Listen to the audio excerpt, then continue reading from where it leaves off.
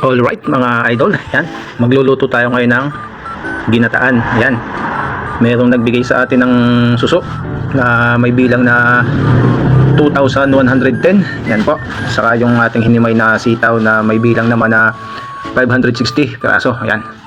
Atin po itong gagataan gamit ang Coco Mama fresh gata. Ayan. Ayan, syempre, papainitin muna natin yung ating kawali. Ayan. Kapag mainit yung kawali, lalagyan na natin yan ng mantika. Ayan. Tamang tansyameter lang ang dami ng mantika. Ayan. Igigisa lang naman natin itong ating mga sibuyas at luya. Kailangan natin ito i-umit.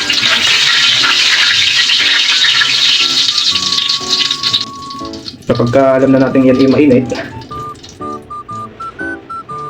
pwede na natin ilagay itong luya. Saka natin isunod itong sibuyas. Kaya lang natin medyo maluto-luto ang sibuyas at luya. Saka natin isusunod yung ating sitaw. Simple lang naman itong ating gawin luto.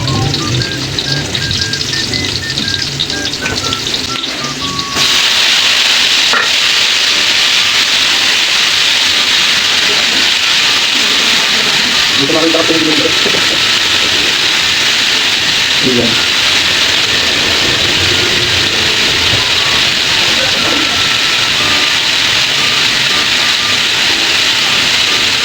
Medyo lumaluin.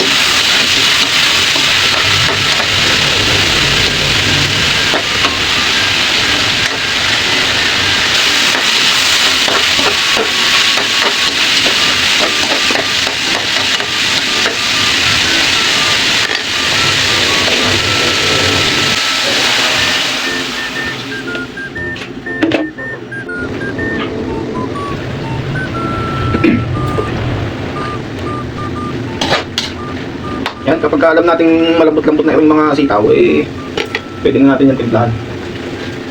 Timplahan natin ang asin, galing pang Pangasinan. Hagya lang, yung tamang makalat lang. Saka natin isusunod dyan yung ating suso.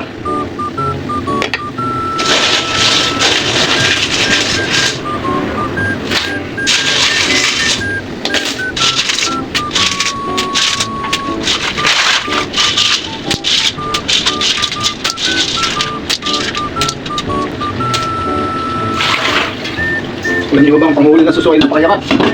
At itong ating luluto talagang kasabihang malalang mo itong maluto kahit sa bayan.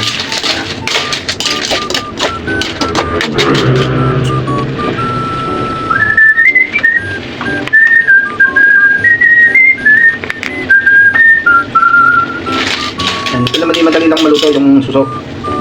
Kaya pwede na rin po natin haluan yan ng gata.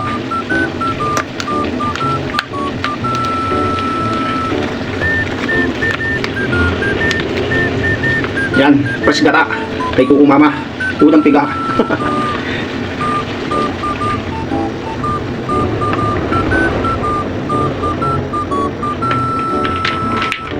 Talagang pipigain para masaig. Ayan na. Yan, hayaan lang po natin yung kumulo. Ayan o, lalagyan natin ng konting pampaanghang para may konting kagat nga sa labi. Masarap po kasi yung medyo may anghang talaga pagkagata.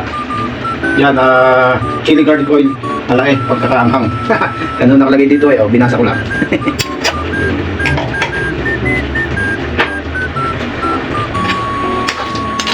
Ayan, at sa puntong ahong yan ito na yung ating favorite na ginagawa, yung tikiman porsyon. Ayan. At sa aking panlasa na may panama na at ika ngay walang labis, ikaw na lang ang kulang. Naman. Alright, kain na tayo mga idol.